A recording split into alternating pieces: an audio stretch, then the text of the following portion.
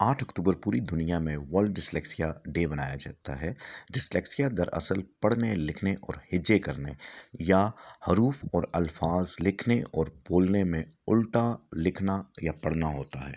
Dyslexia दरअसल neurological condition होती है जो ब्रेन की इस एबिलिटी को अफेक्ट करता है, जो मैसेजेस या इंफॉर्मेशन को सेंड, रिसीव या प्रोसेस करता है।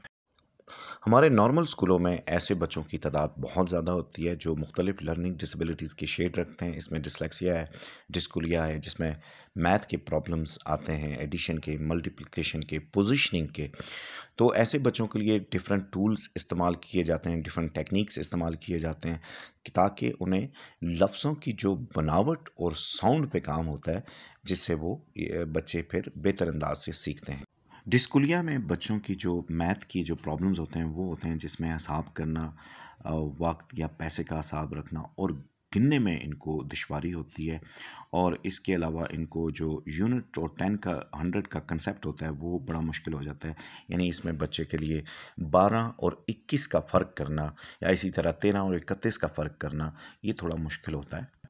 इसी तरह डिसलेक्सिया में बच्चों के मुख्तलिफ वर्ड्स होते हैं, एन, यू, एम, डब्ल्यू, जो एक जैसे होते हैं। इन लफ्ज़ों के साथ इनको राइट और लेफ़्ट और ऊपर और नीचे का इनको मुख्तलिफ प्रॉब्लम्स होते हैं, जिसके लिए फिर जो इनके लिए स्पेशल टेक्निक्स इस्तेमाल किए जाते हैं, आसान लर्निंग टूल्स इस्तेमाल किए जाते हैं, जिससे उनको इन लफ्ज़ों की जो पहचान है, इनकी बनावट, इनकी पोजीशनिंग और इनके साउंड्स पे काम करते हैं, जिसमें मुख्तलिफ टेक्निक्स इस्तेमाल किए जाते हैं, टैक्टाइल मेथड्स इस्तेमाल किए जाते हैं। अब ये एक चीज़ है एम और डब्ल्यू, ये इन बच्चों के लिए फ़र्क करना काफ़ी मुश्किल होता है। इसके लिए हम मुख्तलिफ चीज़ें इस्तेमाल करते हैं। सैंड पे बच्चे लिखते हैं, पानी पे लिखते हैं, मुख्तलिफ टेक्सचर्स पे इनको लिखवाया जाता है और वर्ड की जो पोजीशनिंग है वो इनको करवाई जाती है।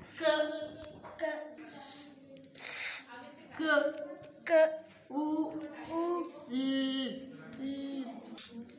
क क अ ल क क क क अ ल स्कूल क ख अ ल स्कूल